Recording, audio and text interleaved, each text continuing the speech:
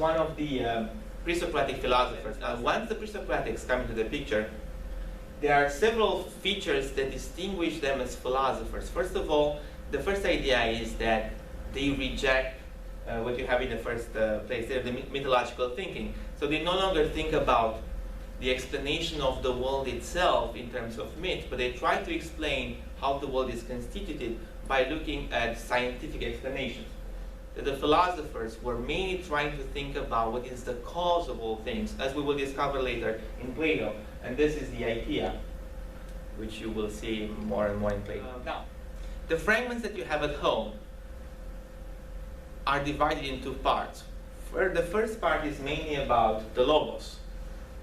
And you have here B1, B2, B17, B19, B34, B40, and B50. And the second part are the fragments in which Heraclitus talk about the soul. They are connected from my perspective at least, and we'll see the connection they have. One of them is B50 for the logos fragments, listening not to me but the logos. It is wise to agree that all things are one. And then one example for the soul fragment is B107.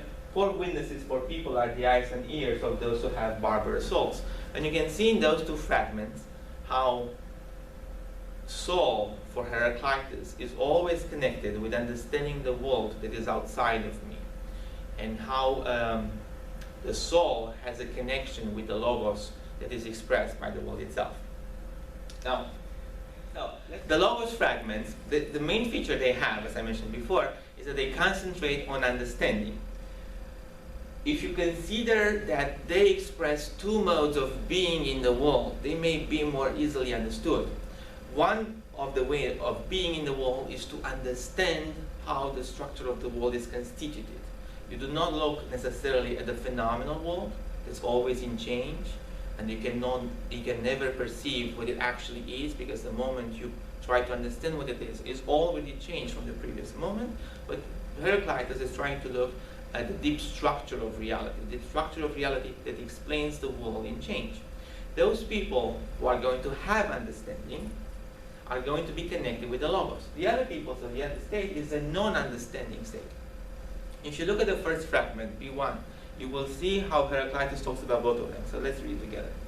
Of this logos, which is always real, people prove to be uncomprehending, both before they heard it and when they have heard it. For although all things happen according to this logos, they are like people without experience. When they experience words and deeds such as those I have explained, they distinguish each according to its nature and show how it is. But the other people are unaware of what they do when awake, as they forget what they do when asleep. So the fragment itself clarifies how people can be in 2 different states. Imagine that you hear a certain language, or you hear a certain speech, and you try to pay attention to the speech and try to see what the meaning behind the speech is. It may well be that at a certain moment of time you think that you understand what the speech is about, but you actually only hear the words, and you process it in such a way that is connected with the way in which you understand the world. That's not necessarily the connection that you may have with the meaning of the speech behind it. Heraclitus proposes here the idea that even if we hear things, and even if we listen to things, it does not ensure for us that we will actually understand the deep structure of reality. I hope it will become a little bit more clear when we go further, especially when we think about the features of the people who are in the understanding state and the feature of the people who are in the non-understanding state. So the first one, they are awake. They are always in tune with what happened around them. They are awake and they listen to the reality, and that reality speaks to them. Being awake, they do not concentrate on themselves, but they concentrate outside of themselves. They concentrate on the speech, on the logos that comes towards them. They listen directly to the logos, so they hook somehow their mind to the logos. There is, for Heraclitus, and you can see here immediately the connection with the logos, for Heraclitus, one's soul can think correctly the moment that soul is clearly hooked somehow, or has a direct connection with the deep structure of the world. And once they have that, they understand each thing according to its nature, because for Heraclitus, everything has a nature. And once we listen correctly to that nature, we will understand what that nature is. If we are in the non-understanding state, we are asleep Heraclitus and Psyche. So we are beings of, we are double-minded individuals.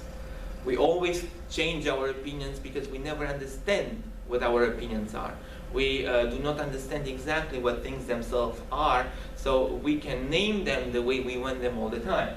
We are unaware what we do when we are awake. We live as if we have a private understanding, so not an understanding according to the Logos. Because if my understanding of something is different from the understanding of my friend, for example, it doesn't mean that the thing itself is different. The thing must be the same, unless it's two things. An event, for example, is just one event. The way I understand it is my understanding of it, and the way my friend understands it is his understanding of it. The fact that we have two different understandings does not mean that the thing is two different things. One of us is incorrect, perhaps, or both of us are incorrect. We both may have only private understandings of it. Those people, again, do not know how to listen, or they do not know how to speak. They are like the deaf, because even if they hear the Logos, they do not clearly comprehend the Logos. It may get a bit complicated, but I'm hoping that it will become clear when I explain more. But for the moment, remember that to be in those two states does not mean that we have some kind of problems with our hearing.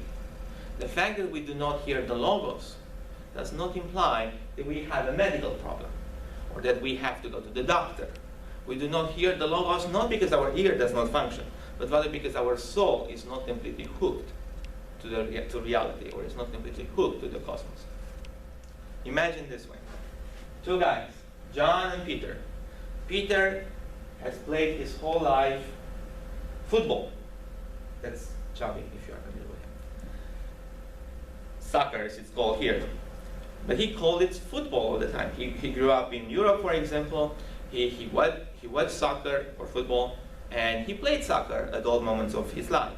He does not play football, as John does. John, his whole life, grew up in the United States. He played football, he watched football, and he knows how football is played. The two people, Peter and John, meet. They meet in the US. So John, because he loves Peter, he wants to take him to a football game. They go together, and they see the same place. Peter is looking at John, and he sees that John has all those reactions to the game. He is happy at some moments, he is sad at different moments, but he does not understand his happiness, and he does not understand his sadness, because he has no clue what happens on the field. He just sees 11 people on one side and 11 people on the other side throwing the ball, but he does not comprehend why they do that. Both Peter and John, at this very moment, see the same thing.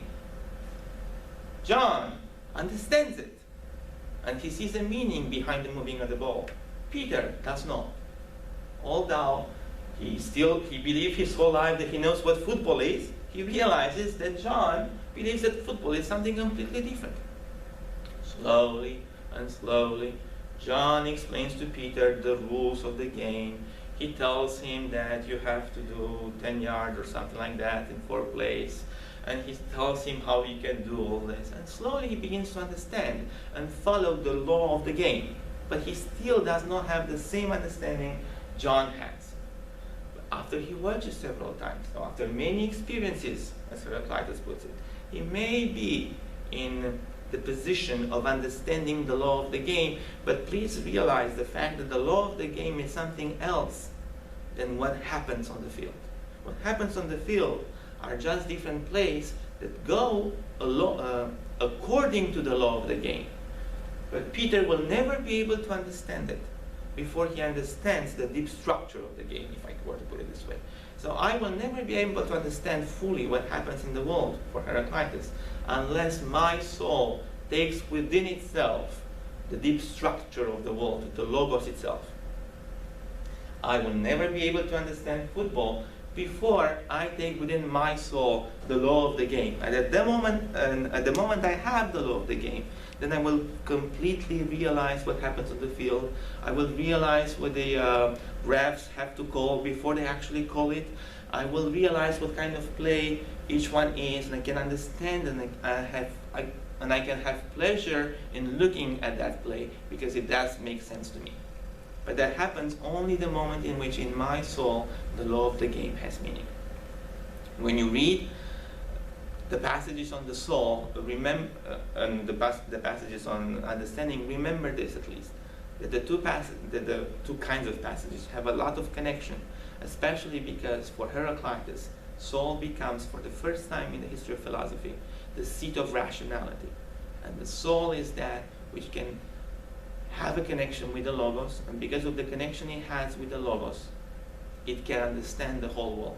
But only the moment in which the soul has a connection with the deep structure of reality, which is beyond the phenomenality of this world.